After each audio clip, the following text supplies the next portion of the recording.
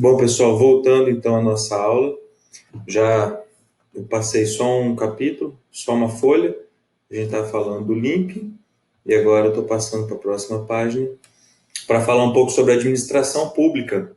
Então, o que é a função da administração pública? A administração pública ela possui vários sentidos, mas o que interessa mais para a gente é o sentido estrito, ou seja, o sentido subjetivo, formal, orgânico. Quer dizer que a administração pública é um conjunto de pessoas jurídicas, órgãos e agentes públicos que exercem uma função administrativa, ou seja, quem exerce tal função. As funções, função administrativa, função jurisdicional, função política, elas todas já foram estudadas no segundo capítulo do livro anterior, tá? Então, no segundo capítulo do livro anterior, vocês já estudaram isso. Então, a gente pode definir o termo administração. Aí, aqui no nosso livro, nós temos alguns autores. Ele fala que é o ato, processo, efeito de administrar, o ato de reger, governar, gerir negócios públicos. Adjetivo público indica, então, relativo ao povo, pertencente ao governo de um país, estado ou cidade. No nosso caso, a ente federativa, a gente já viu, né, que existe autonomia, então cada cidade tem seu patrimônio, cada estado tem seu patrimônio, a União também tem seu patrimônio. Pertence a todos, é um bem comum. Então essa é a definição de administração pública, tá, galera? Essa função, essa definição de administração pública, ela vem desde o direito romano, tá? E a estrutura organizacional é entre municípios, estados e União. Tá aqui, municípios, estados e União. O Distrito Federal, lembrando, ele tem a competência de um estado e de um município ao mesmo tempo. Então, o Distrito Federal, o governador distrital, ele pode instituir IPTU, que é imposto municipal, e ICMS, que é imposto estadual. Não tem problema nenhum, porque ele é um estado município, tá? Aquelas cidades satélites, na verdade, são regiões administrativas de de um estado sem município, tá bom? Bom, junto à administração pública, ela verifica como que as autoridades públicas vão se dividir conforme o interesse público. Nós já vimos os interesses do Estado brasileiro, né? E nós temos a grande divisão: administração pública direta e administração pública indireta. Basicamente, a administração pública direta, ela é também chamada de administração pública centralizada, que são então os órgãos subordinados, as pessoas jurídicas políticas, União, Estados, Municípios, Distrito Federal. Aí nós temos várias, que é a União, Estados, Municípios e o Distrito Federal, tá? Então a gente pode falar que tudo que está ligado à União, Estado e Município diretamente, as secretarias, os órgãos, certo? Tudo que está ligado diretamente, centralizada, uma forma centralizada, ela está falando sobre administração pública direta. E já a administração pública indireta, ela também é descentralizada. Ela pode ser autarquia, fundação pública, empresas públicas, sociedade de economia mista. Então, antes de definir algumas, eu vou passar um videozinho bem rapidinho para vocês, bem legal, sobre isso. Sabe a diferença entre autarquia e fundação pública? Eu vou te ensinar agora de forma simples e elas dão uma vida identificável e disponibilizar recursos para a pessoa.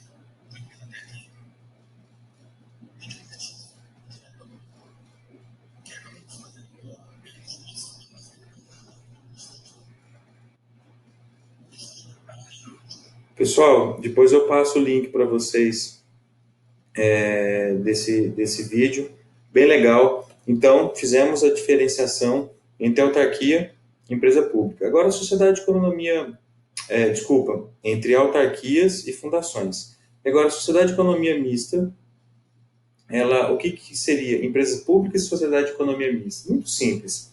Tanto a empresa pública quanto a sociedade de economia mista, elas atuam no ramo privado. A diferença é que uma é controlada pela União, a outra é um percentual da União. Desculpa, a empresa pública ela é controlada pelo ente público e a sociedade de economia mista ela pode ser controlada ou não, porque há o ente público também é sócio, mas as empresas também têm dinheiro privado, tá bom? Então, em relação à administração pública direta, administração pública indireta, era isso que eu tinha para dizer para vocês. Se você tiver alguma dúvida, pode mandar no WhatsApp que eu estou respondendo agora as dúvidas. Bom, conceito jurídico de administração pública. Nós já falamos conceito jurídico de administração pública no outro vídeo, né? Então, eu destaquei aqui que no sentido formal compreende os órgãos e no sentido material a atividade exercida por cada um. A gente falou da função administrativa já, eu acho que não precisa entrar nesse mérito. Se vocês tiverem algum apontamento para fazer, eu estou aqui para responder, porque isso aqui foi o tema da aula retrasada. O princípio da eficiência. O princípio da eficiência é muito bom. A gente tem que falar de novo. Porque a eficiência, no sentido estrito, ela não é só abstrata, né? Ela está diretamente ligada com a moral administrativa, com o princípio da legalidade. Ela está bem enraizada dentro da eficiência. Imagina o seguinte: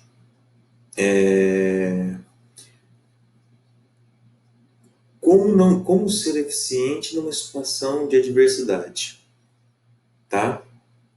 Nós estamos vivendo esse caso agora com o coronavírus. Como ser eficiente na saúde, como ser eficiente na educação, na saúde, no combate ao coronavírus, com materiais escassos, que é o caso, no mundo inteiro está sendo feito, está sendo racionalizado o uso de EPIs, porque não tem EPI suficiente. Então, vamos lá. O que é uma eficiência administrativa? Racionalização, produtividade, economicidade e celeridade. Esses 4 itens eles estão diretamente ligados à eficiência. Racionalização, economicidade, celeridade e produtividade. Tudo isso tem que estar ligado. Mas a gente tem que ver também o como um funcionário vai conseguir que esses 4 itens possam ser aplicados na prática. Como?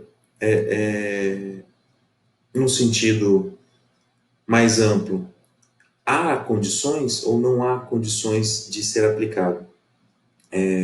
Isso é só um tema para vocês pensarem. Mas lembre-se, racionalização, produtividade, economicidade e celeridade são necessários para que a eficiência seja um item valorizado, tá? E a questão da improbidade administrativa. Nós temos aqui no nosso livro, fala um pouco sobre a improbidade administrativa. O que seria improbidade administrativa? Não ser probo, não ser de confiança, não ser um agente público que age de forma desonesta, desleal, no cumprimento das suas funções. Às vezes a improbidade não é um crime, tá? Às vezes mas às vezes não é um crime. É só um ato que desonra o serviço, desonra a licitude da conduta, tá? Ou seja, os atos ilícitos da propriedade, eles são de uma conduta civil, natureza civil e não criminal, tá? O agente público que cometeu um crime, ou desculpa, que cometeu um ato de improbidade pode não cometer um crime. Por exemplo, a improbidade administrativa, se um deputado federal chamar outro deputado federal, se não de Vossa Excelência, tem que chamar de Vossa Excelência no começo, está no regimento interno deles. É até engraçado, que eles vão se xingar e falam, Vossa Excelência é um canalha, mas é isso que eles fazem, e é um ato de improbidade. E existem penalidades para quem pratica esses atos, improbos, né? E as penalidades são as mais. Então, existem três tipificações: enriquecimento ilícito, quando o agente público usa seu cargo ou função como uma arma para adquirir uma vantagem; o ato que provoquem dados ao erário, quando o agente público usa recurso financeiro da União para fins particulares; e violação dos princípios da administração, ou qualquer tipo de conduta de honestidade, legalidade, imparcialidade, fraude em alguma área, concurso, etc. Enfim, esses são principalmente os atos de improbidade administrativa. E o nosso texto traz aqui em destaque a conduta improba ou conduta antiética, são sinônimos. A expressão improbidade administrativa, em geral, é empregada para definir qualquer violação ética no trato da coisa pública. Turminha, terminei meu vídeo de hoje. Quero agradecer a presença de vocês, tá bom? Nós já terminamos o material, tá? O material acaba aqui da aula de hoje. Vocês estão liberados para fazer o Socrative. Então, socrative.com é o login de estudante. Socrative.com, login de estudante, sala Gustavo 1. Atenção. Este trabalho é para ser realizado somente uma vez. Preste bem atenção, esse trabalho é só para ser realizado uma vez. Então, acesse, faz e pronto. A partir do momento que você respondeu uma questão, você não pode voltar mais nela, tá bom? É tipo uma prova online. Eu quero que vocês se dediquem bastante e se tiver alguma dúvida, é só me chamar. Estou no grupo, ou chamar por intermédio do líder ou diretamente no WhatsApp. Beleza, turma? Obrigado pela atenção de vocês e até a próxima.